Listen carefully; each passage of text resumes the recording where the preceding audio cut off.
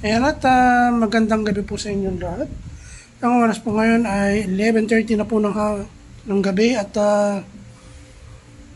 late tayong upload at nakapag-stock tayo ng Red Horse.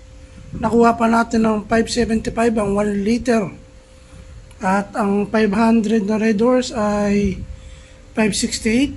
Tapos kumuha din tayo ng Grande.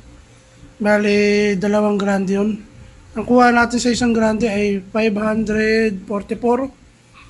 At meron tayo natirang 8 case sa tindahan. At nag-stock tayo ng 20 case pa uli. Nagpahabol tayo.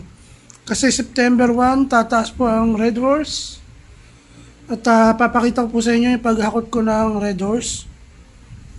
Tara, samahan nyo ako.